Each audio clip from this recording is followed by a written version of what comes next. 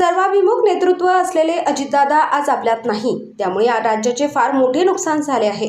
सातत्याने महाराष्ट्राच्या प्रगतीचा विचार करताना त्यांची नेहमीच अपेक्षा होती की नागरिकांच्या अडचणी वेळेत सुटल्या पाहिजे आणि त्यासाठी आपले प्रशासन गतिमान असले पाहिजे। म्हणून त्यांच्या स्मरणार्थ महायुती शासनाने त्यांच्या नावाने गतिमान नागरी सेवा पुरस्कार देण्याचे जाहीर केले आहे। हा पुरस्कार प्रशासनातील प्रत्येक विभागाला मिळाला पाहिजे अशा पद्धतीने काम करा, असे प्रतिपादन आमदार आशुतोष काळे यांनी केले आहे। कोपरगाव येथे राज्याचे मुख्यमंत्री देवेंद्रजी फडणवीस यांचा जन्मदिवस व दिवंगत उपमुख्यमंत्री स्वर्गीय अजितदादा पवार यांच्या जयंतीनिमित्त शुक्रवार दिनांक 31 जुलै रोजी कोपरगावात महात्मा गांधी प्रदर्शन चॅरिटेबल ट्रस्ट हॉल येथे छत्रपती शिवाजी महाराजस्व समाधान शिबिराचे आयोजन करण्यात आले होते। या प्रसंगी उपस्थित प्रशासकीय अधिकाऱ्यांना मार्गदर्शन करताना आमदार काळे बोलत होते। यावेळी उपस्थित नागरिकांना आमदार आशुतोष काळे यांच्या हस्ते विविध दाखल्यांचे वितरण करण्यात आले। यावेळी अपर पोलीस अधीक्षक सोमनाथ वागचौरे, तहसीलदार महेश सावंत, कोपरगाव शहर पोलीस निरीक्षक उद्धव डमाळे, गटविकास अधिकारी स्वप्नील वाळुंज, नगर परिषद मुख्य अधिकारी अजित निखत, तालुका कृषी अधिकारी मनोज सोनवणे, वनपरिक्षेत्र अधिकारी मेहबूब शेख, नायब तहसीलदार प्रफुल्लिता सातपुते, चंद्रशेखर कुलते, गट शिक्षणाधिकारी शबाना शेख, सहकारी संस्था सहाय्यक निबंधक संदीप कुमार रुद्राक्ष, भूमी अभिलेख उपअधीक्षक राजेंद्र खरोटे, बालविकास प्रकल्प अधिकारी रुपाली धुमाळ आदींसह सर्व विभागांचे शासकीय अधिकारी, कर्मवीर शंकरराव काळे, सहकारी साखर कारखान्याचे व्हाईस चेअरमन प्रवीण शिंदे, संचालक राष्ट्रवादी काँग्रेस पक्ष व संलग्न संस्थांचे पदाधिकारी, आजी माजी नगरसेवक, लाभार्थी व नागरिक उपस्थित होते। फडणवीस साहेब यांचा वाढदिवस आणि आपल्या राज्याचे दिवंगत उपमुख्यमंत्री आदरणीय अजितदादा यांच्या जयंतीच्या निमित्ताने आयोजित या शिबिराच्या निमित्ताने आणि जे अपेक्षित अजितदादांना होतं, जे अपेक्षित फडणवीस साहेबांना आहे, आपलं प्रशासन गतिमान झालं पाहिजे। आपल्या प्रशासनाकडनं, शासनाकडनं जे काही लाभ देण्याचं काम असेल, जे काही अडचणी शासनाकडे कुणी नागरिक घेऊन येतो, तर त्यांना त्याच्या बाबतीमध्ये लवकर समाधान करून त्यांना त्यांच्या लाभाचं वितरण लवकर झालं पाहिजे, अशा पद्धतीचं प्रशासन या त्यांच्याकडनं अपेक्षित आहे। आणि म्हणून आपल्या राज्याचे महसूल मंत्री आदरणीय बावनकुळे साहेब यांनी हे अभियान फेब्रुवारीमध्ये चालू केलं छत्रपती शिवाजी महाराजांच्या जयंतीच्या निमित्ताने, आणि अनेक टप्पे करत करत आज आपल्या या विशेष टप्प्याकडे आपण आलेलो आहोत।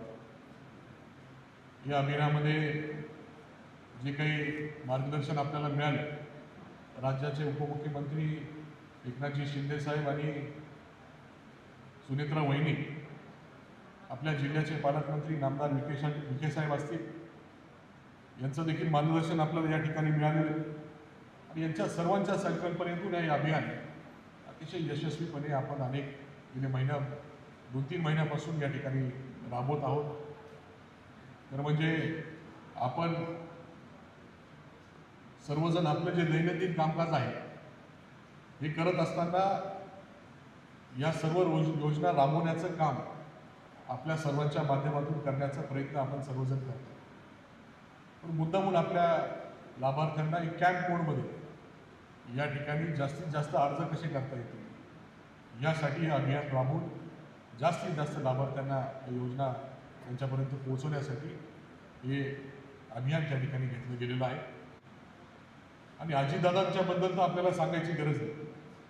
हाडाचा शेतकरी, कारण ज्यांना दूध उत्पादक शेतकरी असतील, पोल्ट्रीचे शेतकरी असतील, एकंदरीत भाजीपाला उगवणारे शेतकरी असतील किंवा साखर कारखानदारी असतील, अशा सर्व लोकांची माहिती त्यांनी स्वतः ते काम केल्यामुळं त्या ठिकाणी माहिती आहे। आणि म्हणून या सर्व गोष्टीमधून दूध संस्था असतील, मार्केट कमिटी असेल, साखर कारखानदारी असेल, सहकारी बँका असतील, पतसंस्था असतील, ग्रामीण अर्थव्यवस्थेच्या ज्या काही आपण म्हणतो का जे अर्थकारण सांभाळणाऱ्या संस्था आहेत, ग्रामीण भागामध्ये अर्थकारणाचा कणा समजणाऱ्या ज्या संस्था आहेत, या सर्व संस्थेच्या बाबतीमधली माहिती त्यांना होती. आणि म्हणून या सर्व गोष्टी माहीत असल्या कारणाने आपल्या पूर्ण ग्रामीण भागात असेल किंवा शहरी भागाचं पण त्यांचा जर अभ्यास बघितला तर प्रत्येक गोष्ट बारकाईने त्या ठिकाणी ते बघायची. इमारत असेल, रस्ता असेल, गटारीची लेवल असेल, कुठली जरी गोष्ट असेल, झाडं असतील, कुठल्या प्रकारचे झाडं कुठे लावले गेले पाहिजे, अशा छोट्या छोट्या गोष्टींबद्दलची माहिती, म्हणजे नगर विकासाची माहिती, ग्रामविकासाची माहिती, सहकार खात्याची माहिती, असे कुठले खाते नाही का ज्याची माहिती अजितदादांना नव्हती. आणि म्हणून एक सर्वाभिमुख एक नेतृत्व आपल्याला त्या ठिकाणी राज्यामध्ये मिळालं. परंतु दुर्दैव आपलं नुकसान झालं. 28 जानेवारीला त्या ठिकाणी तो अपघात झाला आणि दादा आपल्याला या ठिकाणी सोडून गेले.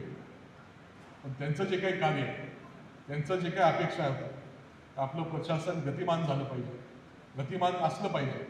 आणि म्हणून त्यांच्या नावाने शासनाने अजितदादा पवार गतिमान प्रशासन पुरस्कार देण्याचं जे काही ठरवलेलं आहे, मला असं वाटतं की आपण कोपरगावमधले सर्व जे डिपार्टमेंट आहे, आपण ते पुरस्कार आपल्याला कसं मिळेल त्याचे आता क्रायटेरिया काय असतील ते कल्पना नाही, कशा पद्धतीने देणार ते आपण बघावं.